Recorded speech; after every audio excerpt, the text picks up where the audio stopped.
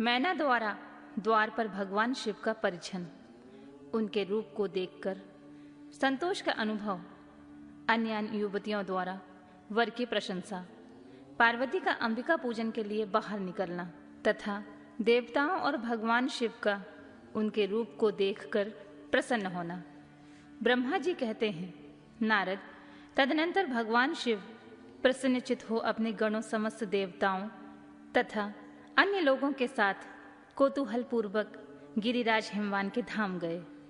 हिमाचल की श्रेष्ठ पत्नी मैना भी इन स्त्रियों के साथ घर के भीतर गईं और शंभु की आरती उतारने के लिए हाथ में दीपकों से सजी हुई थाली लेकर सभी ऋषि पत्नियों तथा अन्य स्त्रियों के साथ आदरपूर्वक द्वार पर आईं। वहां आकर मैना ने संपूर्ण देवताओं से सेवित गिरिजापति महेश्वर शंकर को, जो द्वार पर उपस्थित थे, बड़े प्यार से देखा। उनकी अंग कांति मनोहर चंपा के समान थी। उनकी एक मुख और 3 नेत्र थे। प्रसन्न मुखार बिंद पर मंद मुस्कान छटा छा रही थी। वे रत्न और सुवर्ण आदि से विभूषित थे। गले में मालती की माला पहने हुए थे। सुंदर रत्नमय मुकुट धारण करने से उनका मुखमंडल उज्जवल प्रभा से उद्दासित हो रहा था। कंठ में हार आदि सुंदर आभरण शोभा दे रहे थे। सुंदर कड़े और बाजूबंद उनकी भुजाओं को विभूषित कर रहे थे। अग्नि के समान निर्मल एवं अनुपम, अत्यंत सूक्ष्म, मनोहर, विचित्र एवं बहुमूल्य युगल वस्त्र से उनकी शोभा हो रही थी। चंदन, अगर, कस्तूरी तथा मनोहर कुमकुम के अंगराग से उनके अंग विभूषित थे। उन्होंने हाथ में रत्नमय दर्पण ले रखा था और उनके दोनों नेत्र काजल से सुशोभित थे। उन्होंने अपनी प्रभा से सबको आच्छादित कर लिया था। वे अत्यंत मनोहर जान पड़ते थे। अत्यंत तरुण, परम सुंदर और आभरण भूषित अंगों से सुशोभित थे। कामनियों को अत्यंत कमनीय प्रतीत होते थे। उनमें व्यग्रता का अभाव था। उनका मुखार बिंद कोटि चंद्रमाओं से भी अधिक आनंददायक था। उनके श्री अंगों की छवि कोटि कामदेवों से भी अधिक मनोहारिणी थी। वे अपने सभी अंगों से परम सुंदर थे। ऐसे सुंदर रूप वाले उत्कृष्ट देवता भगवान शिव को जमाता के रूप में अपने सामने खड़ा देख मैना की सारी शोक चिंता दूर हो गई। वे परमानंद सिंधु में निमग्न हो गई और अपने भाग्य की, गिरिजा की, गिरिराज हिमवान की और अपने समस्त कुल की भूरी भूरी प्रशंसा करने लगी। उन्होंने अपने आप को कृतार्थ माना और बारंबार हर्ष का अनुभव करने लगी। सती मैना का मुख प्रसन्नता से खिल उठा था। वे अपने दामाद की शोभा का सानंद अवलोकन करती हुई उनकी आरती उतारने लगी। गिरिजा की कही हुई बात को बारंबार याद करके मैना को बड़ा विस्मय हो रहा था। वे हर्षफुल्ल मुखार बिंद से युक्त हो मन ही मन यूं कहने लगी, पार्वती ने मुझसे पहले जैसे बताया था उससे भी अधिक सौंदर्य में इन परमेश्वर शिव के अंगों में देख रही हूं। महेश्वर का मनोहर लावण्य इस समय अवर्णीय है। ऐसा सोचकर आश्चर्यचकित हुई मैना अपने घर के भीतर आई। वहां आई हुई युवतियों ने वर के मनोहर रूप की भूरी भूरी प्रशंसा की। वे बोली, गिरिराज नंदिनी शिवा तो धन्य है, धन्य है। कुछ कन्याएं कहने लगी, दुर्गा तो साक्षात भगवती हैं। दूसरी कन्याएं महारानी मैना से बोली, हमने तो कभी ऐसा वर नहीं देखा है और ना ही ध्यान में कभी ऐसे वर का अवलोकन किया है। इन्हें पाकर गिरजा धन्य हो गई। भगवान शंकर का वह रूप देखकर समस्त देवता हर्ष से खिल उठे।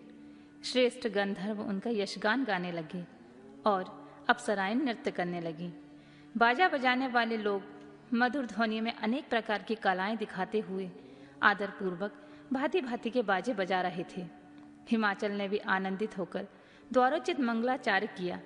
समस्त नारियों के साथ मैना ने भी महान उत्सव मनाते हुए वर का परिछन किया। फिर वे प्रसन्नता पूर्वक घर में चली गईं। इसके बाद भगवान शिव अपने गणों और देवताओं के साथ अपने को दिए गए स्थान जनवासे में चले गए। इस बीच में गिरिराज के अंतःपुर की स्त्रियां दुर्गा को साथ ले कुल देवी की पूजा के लिए बाहर निकली।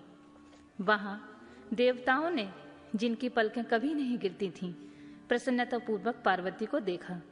उनकी अंग कांति नील अंजन के समान थी। वे अपने मनोहर अंगों से विभूषित थीं। उनका कटाक्ष केवल भगवान त्रिलोचन पर ही आदरपूर्वक पड़ता था। किसी दूसरे पुरुष की ओर नेत्र नहीं जाते थे। उनका प्रसन्न मुख मंद मुस्कान से सुशोभित था। वे कटाक्षपूर्ण दृष्टि से देखती थी और बड़ी मनोहारिणी जान पड़ती थी। उनके केशों की चोटी बड़ी ही सुंदर थी। कपोलों पर बनी हुई मनोहर पत्रभंगी उनकी शोभा बढ़ाती थी। ललाट में कस्तूरी की बैंदी के साथ ही सिंदूर की बिंदी शोभा दे रही थी। वक्ष स्थल पर श्रेष्ठ रत्नों के सारभूत हार से दिव्य दीप्ति छिटक रही थी। रत्न के बने हुए केयूर, वलय और कंकण से उनकी भुजाएं अलंकृत थीं। उत्तम रत्नमय कुंडलों से उनके मनोहर कपोल जगमगा रहे थे।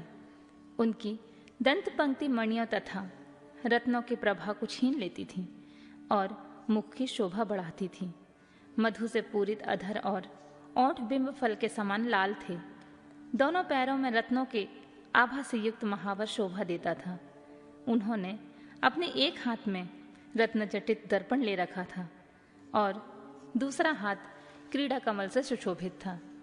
उनके अंगों में चंदन, अगर, कस्तूरी और कुमकुम का अंगराग लगा हुआ था। पैरों में पायजेब बज रहे थे और वे अपने लाल लाल तलुओं के कारण बड़ी शोभा पा रही थीं। समस्त देवता आदि ने जगत की आदि कारण भूता जगत जननी पार्वती को देखकर भक्ति भाव से मस्तक झुकाया। मैना सहित उन्हें प्रणाम किया। त्रिलोचन शिव ने भी बड़ी प्रसन्नता के साथ कनखियों से उन्हें देखा और उनमें सती की आकृति देखकर अपनी विरह वेदना को त्याग दिया। शिवा पर आंखें गड़ाकर भगवान शिव उस समय सब कुछ भूल गए। उनके सारे अंगों में रोमांच हो आया। वे हर्ष का अनुभव करते हुए गौरी को देखने लगे। गौरी उनकी आंखों में समा गई थी। इधर कालीपुरी से बाहर जाकर अंबिका देवी की पूजा करने के पश्चात ब्राह्मण पत्नियों के साथ पुनः अपने पिता के रमणीय भवन लौट आईं। भगवान शंकर भी मुझ ब्रह्मा, विष्णु और देवताओं के साथ हिमाचल के बताए हुए अपने नियत स्थान पर प्रसन्नता पूर्वक गए। वहां गिरिराज के द्वारा नाना प्रकार की सुंदर समृद्धि से सम्मानित हुए वे सब लोग सुखपूर्वक ठहर गए और भगवान शिव की सेवा करने लगे।